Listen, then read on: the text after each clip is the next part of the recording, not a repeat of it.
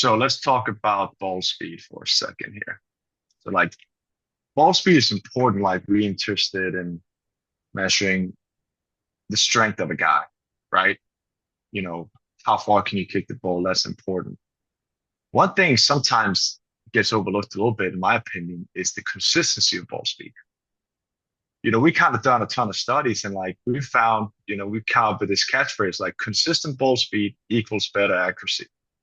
So here's an example of a guy. This is Sunday night game. This chart to the left here is all kicks that are right around his average ball speed of 71 miles an hour. You kind of see like the little drop down here. So everything's like 72, 71, 70, 69, 71. Look at that spray chart, right? That's what we're looking for, straight down the pipe. This is any specialist corner will take this. Then we kind of go and look at the kicks that were significantly higher or lower than his average ball speed. And you can see here he's hitting 63, he's hitting 73, 76, 74. And all of a sudden we started having this much more sporadic spray chart. And it's like, well, what do I learn from this? Well, what you learn is that it's really not about how hard you can kick it. It's more about how hard can you kick it consistently. And then, for this guy, clearly his best ball flight is right around 71 miles an hour. It's not at 74 or 76 miles an hour. He may have one there at that point, that's super good. It's a strong long ball. And if you're back from 60 plus, whatever, you got to, be able to rip one of those. But from a consistency basis, the 71 miles an hour is a much, much better kick for him. So that is like one thing I'm really, put a lot of emphasis into teaching guys is that high numbers are cool. Consistent numbers is what's going to help you make kicks. So let's go to this. I have another example here that I think is Can I pretty stop you for a fascinating. sec? I just wanted to Yeah. say, because it's fascinating and you led me to this because we're kind of going metric by metric as I get better with TrackMan is this fascinating tool. But what I agree with you, and what we've always said as coaches was don't be 100% or don't swing 1,000% or don't swing at capacity because we're out of control in Yeah. golf and soccer. Like my best shots were probably 80 to 90% because I was staying, in the frame of the goal. Yes. The ones that I expelled all my energy, I hit it in the 30th row. It was Mm. embarrassing. We ruin the play. So I like what you're saying is this is the why. This is objective. Could you talk real quick before going on? How would one find a 71 is my speed? I say, how would I identify if I had TrackMan as a tool? How many reps would you say, and how do you do it? What leads you to finding Yeah, this is that's, in fact that's it? it's a good question. I think it's probably going to be a little dependent from guy to guy, but speaking from my own experience, I don't think it takes you more than a couple of sessions to kind of realize what is my average, you know. So for myself personally, I'm usually right around like 69, 70 miles an hour, and that's where I hit my sweet spot. And frankly, that's where most NFL kickers hit their sweet spot as well. You have a couple of guys, Matt Gay, Harrison Butker, Greg Sirline, their averages are much higher. They're like in the 73, 74, 75s because they're just naturally stronger. So for them, a 74 is their average, but there's very few guys that have averages that high. And basically what I'm just trying to tell with this is that most of the data we've seen just suggests that you hit your best balls when you're just hitting right around your average. So, like I said, this guy, his average ball speed for this session was 71 miles an hour. And every kick that was right around 71 miles an hour was great kicks, right down the middle, great looking spray chart. And then when he went significantly higher or below his average of 71 miles an hour, all of a sudden the spray chart started to become way worse.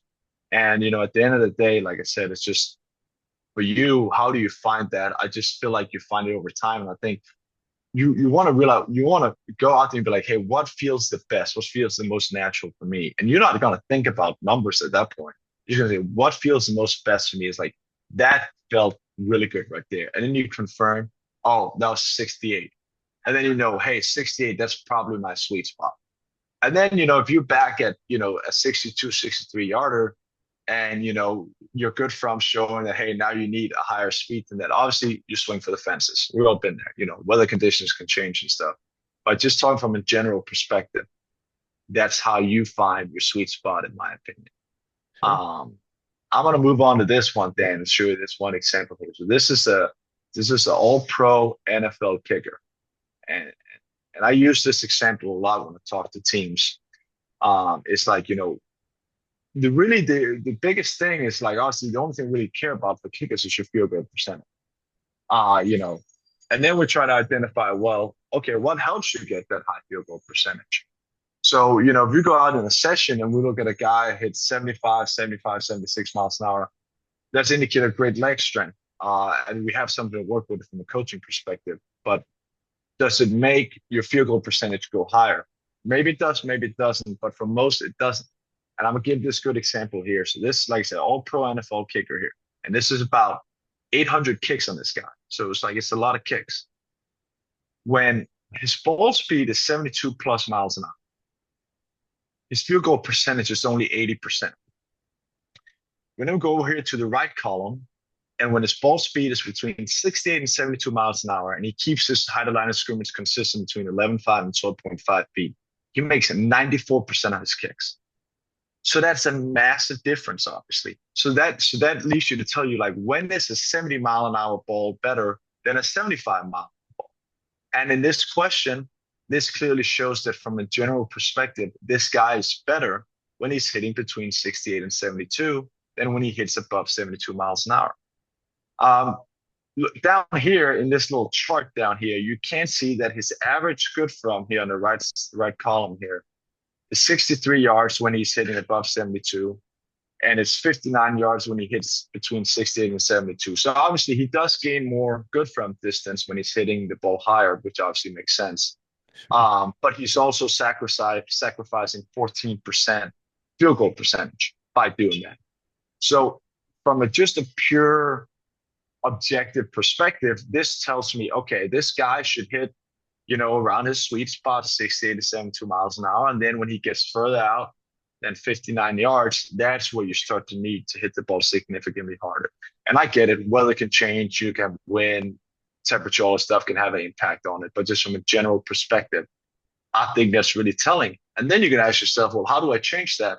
Well, easy enough. Changing your swing speed is one of the easiest things as a kicker, in Sure. my opinion.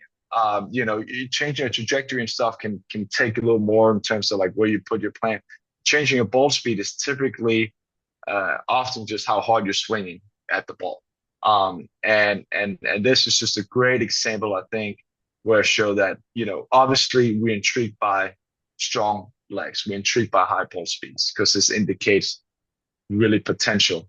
But in terms of generating high field goal percentage, finding that consistent ball speed is king, and it will always trump uh, in terms of just making the most case, in my opinion. And that's what the data suggests as well.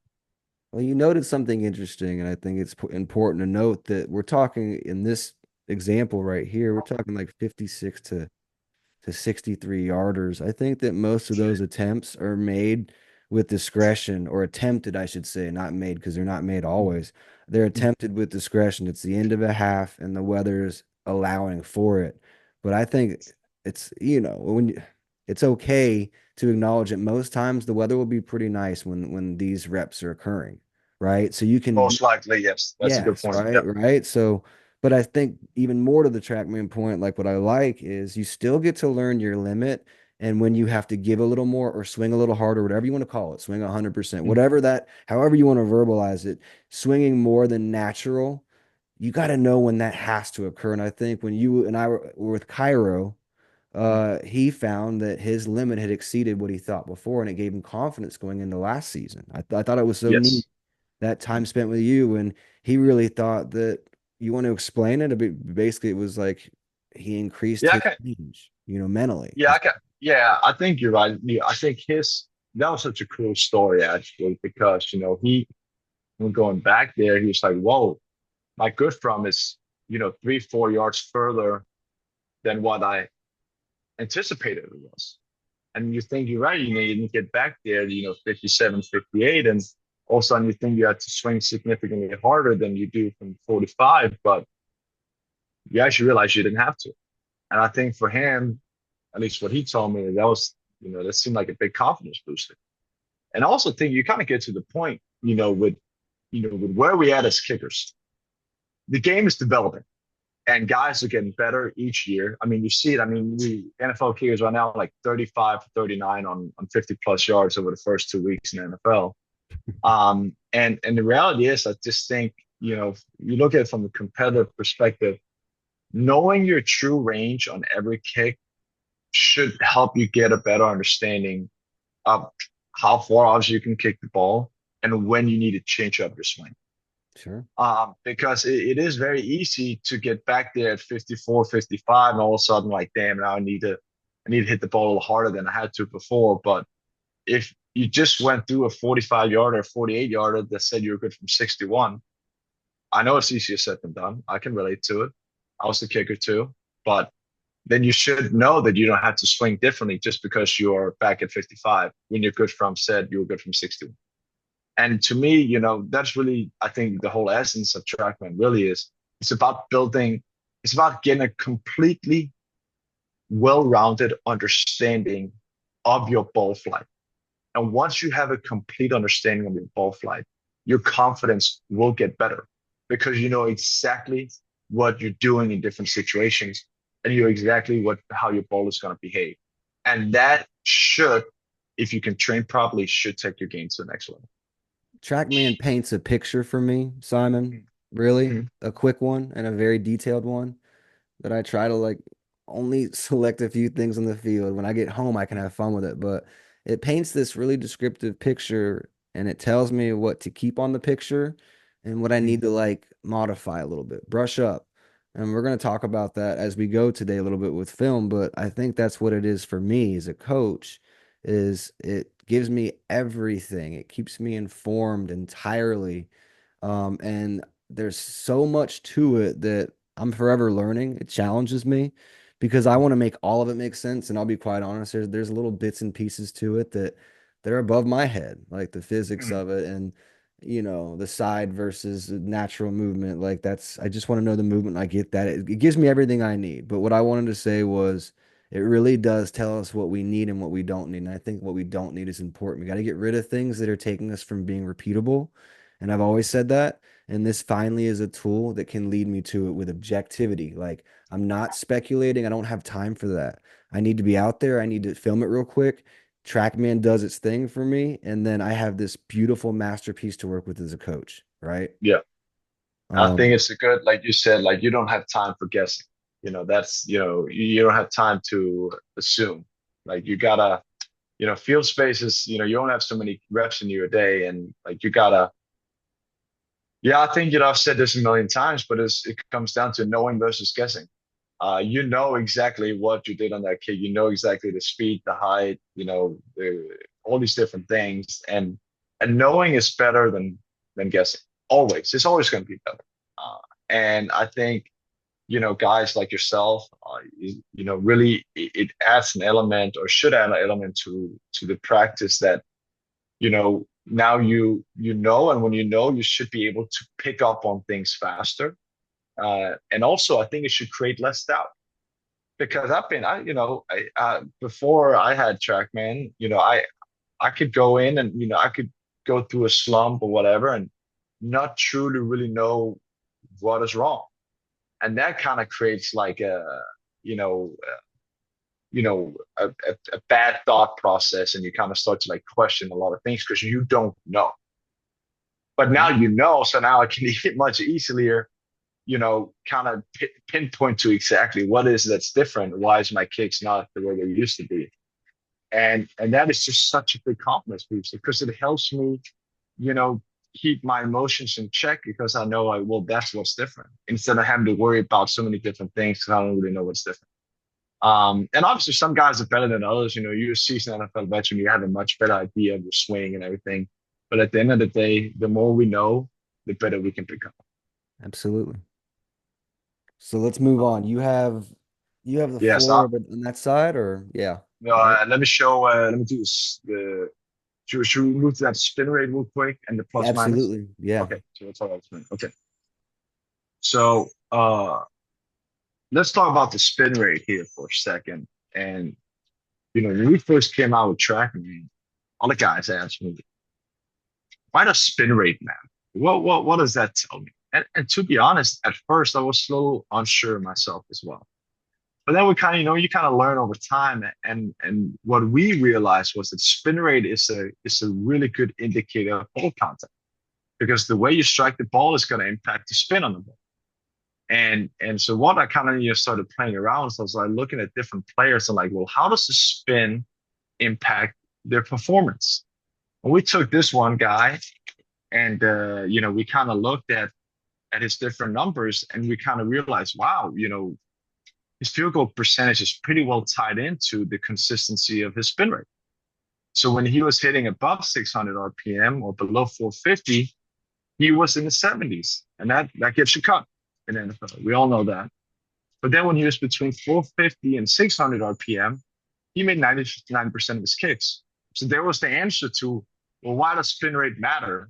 Well, it mattered because this really gave us an indicator of how well this guy was striking the ball. And so for here, like this is something that the coaches could use to be like, hey, if we have a bad day, like is there something there that's up? And then immediately we can like, well, what causes you to hit the ball high spinner or low spinner? What is making it, but at least the coaching staff would know and it will help the communication with the players. And I thought that was pretty fascinating. And that led me to look into a little bit like, well, how does that affect my own performance? So let's take a look at that as an example, Dan, because we go in here. This is just some of my sessions that I've done. This was a session about 6 months ago where I go 27 for 30. This was one of the best sessions that I've had. And I'll go here to the table view, and you can kind of see here the end over end column is kind of like here in the middle. So my average spin was 497 RPM. But what I really care about here is the plus minus. So the plus minus is the standard deviation for my spin rate. And, just it sounds fancy, but in reality, what we just care about here is that the lower the number, the more consistent spin you have in the ball. Could you And obviously, drag could you drag and show them somehow that line, the plus minus line that you're looking at, that average line? it's the last line down here Gotcha. on the bottom. Gotcha. The Last line bolded on the bottom. line, and And you're at the then middle. in middle where it says end over end RPM. I know there's a lot of numbers here, but the last line and where it says 50 under the end over end column. Perfect. So that basically tells me, what's the standard deviation on my spin rate? So the lower the number this is, the more consistent my spin. So if this number was 0, that meant that I hit the exact same spin rate on every single kick. Obviously, that's not possible. We're not robots. But in generally, we'll say like an average NFL kicker will have a plus minus of right around 75. So I had 50 here. I had a really good session, obviously. And if we kind of go back, I look at my,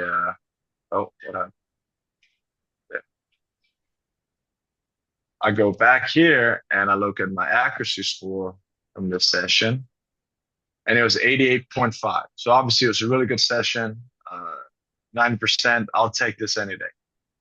Then I look at, well, what do I kind of do in the sessions where I'm not kicking as well? And then I'm like, well, look at this session here, July 26th. I only went 11 for 18, 61%. Obviously, that's terrible. We go look at the same thing. My spin rate, my average spin was 494. So it was actually pretty much the same as it was from the other session. But my deviation was way off. So before my deviation was 50, now it's 92. So that tells me there was a much larger discrepancy between my spin rates, which indicating that my ball contact was not nearly as good. And then if we build the play report here again, you can see that my accuracy score for this session was only 78.9 and O was 88.5. So obviously a big drop off in performance. And, a lot of that I think could have been attributed to the fact that my ball speed or my spin rate was just not as consistent for that session. So that's just one of the things that we try to like talk about when we kind of go over this. It's like, a lot of these numbers can be a little confusing maybe, but once you understand what the feedback is telling you, it should just give you a much better indicator of how can I really break down the consistency of what I'm doing. Because at the end of the day, we know the consistency is what's going to help you make more kicks. And that's what we're trying to analyze here. And people think complex enough. I think I watch like people do pretty crazy stuff with technology. I think that if you care enough about getting better, improving, that's a fascinating thing to maybe go back and listen to again real quick and just familiarize. Because you're right. I like initially, yeah, maybe initially, but I don't think it's very. I think it's pretty fundamental. It's numbers you've already always known or wanted to know, Mhm. right? And now you know them, but it's freaky because it's like it's talent, it's data talking about what you're doing You're doing, yeah. instantaneously, right? And what I'll say with the end over end, for example, because there's a number of things it tells us, but what I like about it too is it tells us probably whether or not we need to look at your plant location. Yes. Is it erratic or is it consistent? I think Yes. that there's a direct correlation with a consistent plant depth and width and the good day you had and the bad day, perhaps there may have been more of a deviation from where your plant was. And that's a Yes. result of your steps and your pattern Yeah. in. So it's like kicking is harder than we give it credit for, most people, I should say. Because there are so many things that could subtly or slightly take us away from perfect. And you almost have to be Yes. perfect, right? I agree. Well, you kind of do. I mean, nowadays, like I said, you below 90% in the NFL now, your job may not be secure for next season. Back in the day, I mean, you even just 10, 15, maybe not 20 years ago, like it was you may have, one or two guys above 9% in an NFL season. Now it's almost like, I don't have the exact, but I think it's like 12 guys who were above 90% last season, or something in the NFL. You would And know, but man, the data right now with the 50 above is incredible. And yeah, collectively, just you're right. 90% I would say is kind of all right, man. Well, you kind of got to be there around it. And you yeah, exactly. hopefully be a little better because then you're definitely in the club, Yeah, but it's going there, right? yeah. I mean, and it's also why you see like, the average, the top field goal percentages of all time, they used to be like 84, 85%. And, I don't know who exactly, but obviously Tucker, Butker, Koo, Boswell, some of those guys, they're all like 88, 89% of their careers. It's like, well, it's not going to go down. That's for sure. It's So, not, and people are getting more athletic and taking care of their body, but and this it came out, right? Like this is now going to be hands-on with all FBS schools eventually. It's getting there, but I think that the more information we have, the smarter we're going to get about how we train. Because what I would like to say, Simon, too, is I mm, like TrackMan because it keeps my count. It tells me what rep I'm on, and I know well, that's easy. I could just click a thing, but uh, one of the billion things I don't have to do while I'm mm, coaching because I yeah, think it's important to know your limit. Everyone's different. I had a kid yesterday that kicked off, in my opinion, way too much, but mm, he actually was sustainable through the workout based on what TrackMan was telling me. So I allowed him more than I would someone who, where it was showing me their ball speed was going was down. decreasing. Yeah, Anything. There, like there's so many things that can dictate, okay, the numbers are showing me now that you're giving me maximum effort because you're tired too, yeah, right? exactly.